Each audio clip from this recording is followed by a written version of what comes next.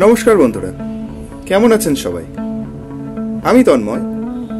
আমার চ্যানেল ভ্রম নিরসনের নতুন একটি ভিডিওতে আপনাদের স্বাগত।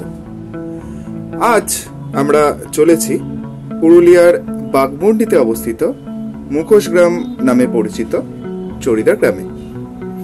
তো চলুন আজকের ভিডিওটি শুরু করা যাক।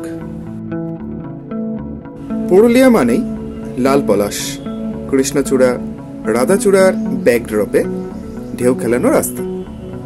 পুরুলিয়া মানেই ক্যানভাসে আঁকা নীল আকাশের নিচে শাল পলাশের বন।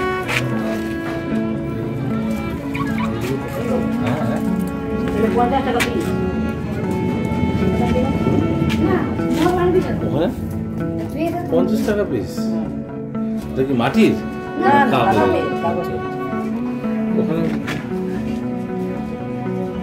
ওখানে তো বললো কত বললো, ওখানে জোড়া জোড়া 80 না না ওগুলো।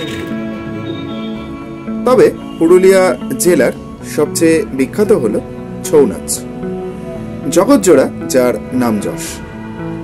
এক বিশেষ ধরনের মুখোশ পরে সেই সঙ্গে মানানসই পোশাকে এক বিশেষ নৃত্যকলাকে ছৌ নাচ বলে, যা কিনা এই পুরুলিয়া তথা পশ্চিমবঙ্গের প্রাচীন সাংস্কৃতিক ঐতিহ্য। অযোধ্যা পাহাড়ের বাঁকে বাঁকে পুরুলিয়ার জনপ্রিয় পর্যটন কেন্দ্রগুলির পথ নির্দেশক বোর্ড রয়েছে, কিন্তু দুর্ভাগ্যজনকভাবে এই চড়িদা গ্রামটি চিনিয়ে দেওয়ার তেমন কোনো বোর্ড নেই। এমনকি পুরুলিয়া পর্যটনের অন্যতম আকর্ষণ মুখোশ শিল্প হলেও সরকারিভাবে কোনো প্রচার নেই। ছৌ নাচের মূল আকর্ষণই হলো এই মুখোশ। এই মুখোশের সিংহভাগই যোগান দেন চড়িদা গ্রামের বাসিন্দারা। এক কথায় বলতে গেলে ছোট্ট এই গ্রামটি ছৌ নাচের ধাত্রীগৃহ।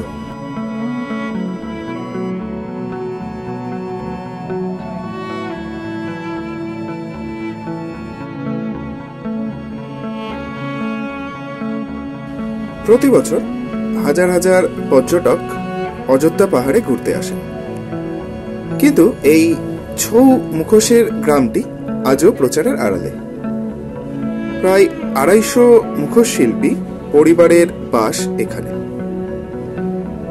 ছৌ মুখোশ চড়িদা গ্রামের কুটির শিল্প।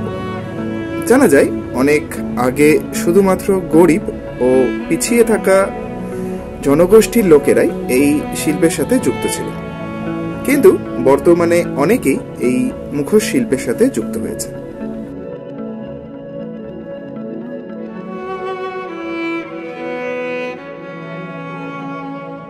যে কোনো সরকারি ও বেসরকারি অনুষ্ঠানে ছৌ শিল্পীদের ডাক পড়ে, তাই ছৌ মুখোশের চাহিদাও বেড়েছে।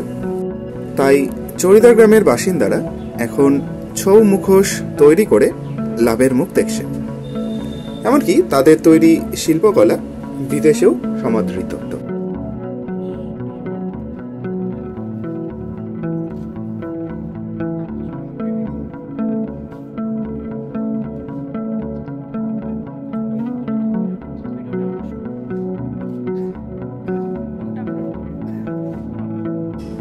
এই গ্রামে এলে দেখতে পাবেন এক একটি মুখোশ তৈরি করে শিল্পীদের কত পরিশ্রম হয়। গ্রামের মুখোশ শিল্পীদের ঘরগুলি ঢু মারলেই জানা যাবে সেই পদ্ধতি। জানবেন এই মুখোশ তৈরি হয় 5টি পর্যায়ে, আর প্রায় 5 থেকে 7 দিন সময় লাগে এক একটি মুখোশ তৈরি হতে। প্রথম পর্যায়ে স্থানীয় নদীর মাটি দিয়ে মুখোশের আকার দেওয়া হয়। এরপর কাগজের পরত লাগানো হয় ওই মাটির মুখের উপর। অনেক সময় প্রায় 15 থেকে 20টি কাগজের পরত দেওয়া হয় ও রোদে শুকানো হয়। এই সময় যদি বৃষ্টি নামে তবে পুরো পরিশ্রমই পণ্ড।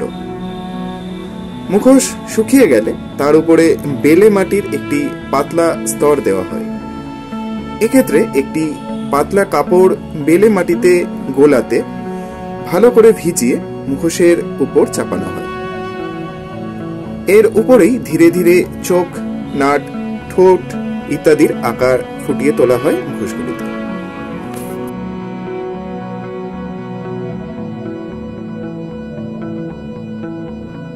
এরপর আর এক প্রস্থ ভালো করে শুকিয়ে নিয়ে কাপড়ের আস্তরণটি খুব ধীরে ও সাবধানে খুলে ফেলতে হয়। এবার খড়িমাটি দিয়ে মুখোশের উপর আস্তরণ দেওয়া হয়। খড়িমাটিতে ক্যালসিয়ামের মাত্রা অনেক বেশি থাকায় মুখোশ আরো শক্ত হয়ে ওঠে। এরপর শুরু হয় রঙের পালা। বিভিন্ন উজ্জ্বল রঙে মুখোশ রাঙিয়ে তোলাও একটি শিল্প। এর সঙ্গে রং বেরঙের পুঁথি, জড়ি, রিবন, প্লাস্টিকের ফুল ও পাতা দিয়ে মুখোশকে সাজিয়ে তোলা হয়। বাড়ির বড়দের সঙ্গে কচিকাচারাও হাত লাগিয়ে মুখোশ তৈরি করে।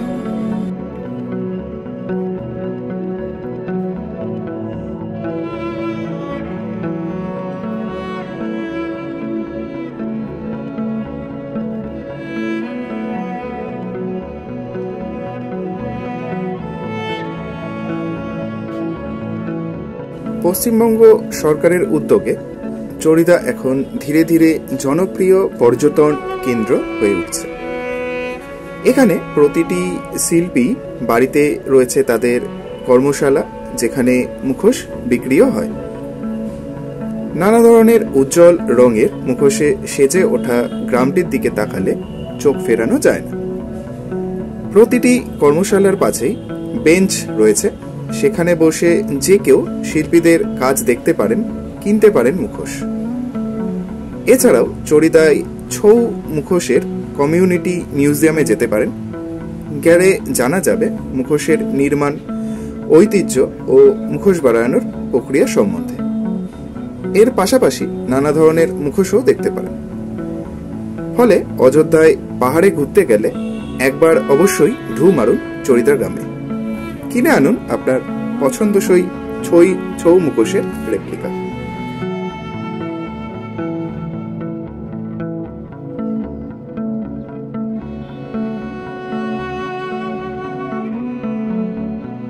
কিভাবে যাবেন?